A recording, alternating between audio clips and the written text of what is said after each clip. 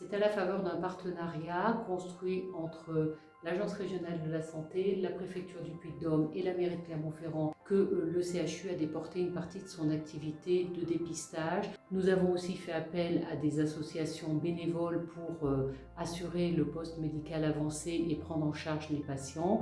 1014 personnes ont été testées.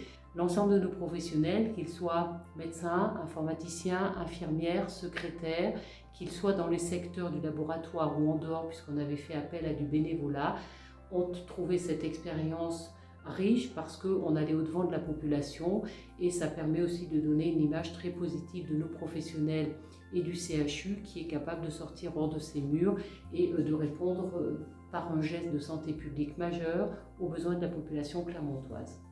Un des objectifs de cette opération coup de poing réalisée au niveau de la place de la Victoire, c'était de montrer que le dépistage était quelque chose de facile à réaliser en allant au-devant du public, pour lui permettre d'accéder facilement à ce test.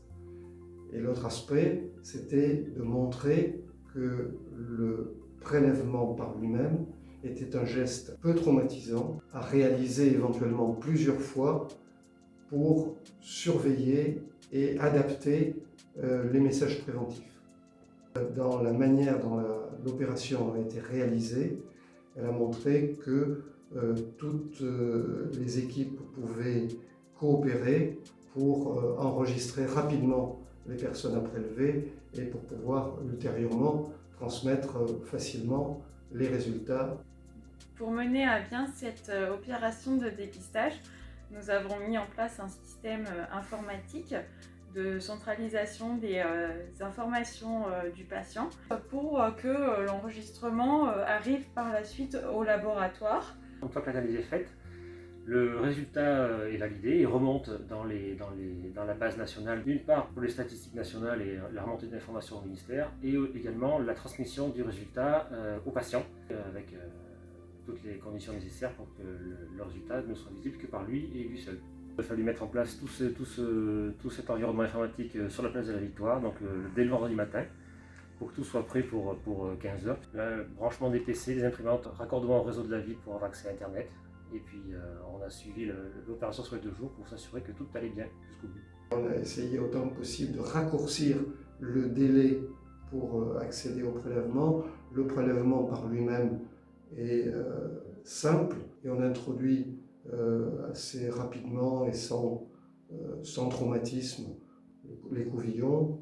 Une opération qui est rassurante pour le public. Une fois que tous les prélèvements ont été faits place de la Victoire, les navettes du CHU les ont montées au laboratoire à Gabriel Montpied pour que le service de virologie puisse faire une analyse qu'on appelle une PCR et qui permet de rechercher si le virus était présent dans le nez au moment où on a fait le prélèvement. Pour mettre en place ces analyses, que l'on fait aujourd'hui en grande quantité, on a installé une plateforme de PCR haut débit. À l'arrivée au laboratoire, les prélèvements sont mis à l'étuve à 56 degrés pendant 30 minutes pour inactiver le virus. Ensuite, on ouvre les sachets, on vérifie la conformité donc, entre le numéro qui est sur le prélèvement et sur le banc de demande associé. On a ensuite une petite partie informatique où on valide l'arrivée du prélèvement au laboratoire. Et au bout d'1h10 d'amplification, donc on a des courbes qui, une fois analysées, en fait, nous permettent de dire si on a du virus ou non dans les prélèvements.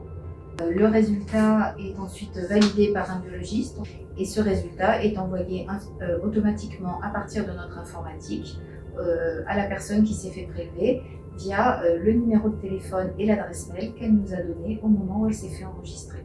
Puisque les résultats étaient très rapidement disponibles, nous avons contacté toutes les personnes qui étaient identifiées comme étant porteuses de ce virus, afin de savoir quel était leur état clinique d'une part, et de s'inquiéter de la dissémination ou de l'origine du virus qu'elles portaient. Là, c'est un travail conjoint avec l'ARS, avec la CPAM. C'est un travail de fourmi, puisqu'il faut avec eux rechercher tous les contacts, rechercher les conditions de contact, rechercher leur mode de vie, rechercher tous ces éléments-là qui rentrent en compte et qui sont importants afin que cette opération de dépistage atteigne son but, celui de limiter complètement les chaînes de transmission de ce virus au sein de la population. Le rôle de l'équipe opérationnelle d'hygiène du CHU, c'était d'apporter de l'information sur les gestes barrières et puis finalement plus largement sur la Covid-19. On accueillait finalement les personnes qui venaient se faire dépister. Certaines personnes arrivaient avec un peu d'angoisse, d'anxiété, et puis demandaient à savoir si c'était un test sérologique, si c'était un test par PCR. Donc notre rôle était d'expliquer tout ça. Le public avait une assez bonne connaissance à la fois des mesures barrières et aussi de la maladie, sur ses modes de transmission, sur ses délais d'incubation, sur la signification d'une PCR positive. Le message qu'on a délivré, je pense, a été globalement très apprécié. Déjà sur l'opération d'une façon générale, mais sur le fait aussi de venir à leur rencontre et d'échanger avec eux, de leur expliquer quand même ce qu'ils n'avaient pas compris, etc. Les mesures sur lesquelles il faut encore et toujours insister, c'est bien sûr l'hygiène des mains et puis le port de masque. On voit bien aujourd'hui que tout le monde porte un masque, mais le port du masque, il est quand même largement perfectible. Et le geste d'hygiène des mains, avant de mettre son masque et après avoir enlevé son masque. Alors c'est vrai que c'est pas toujours facile à faire, mais je pense qu'il faut au moins en avoir conscience que c'est dans ces gestes-là qu'on risque de se contaminer.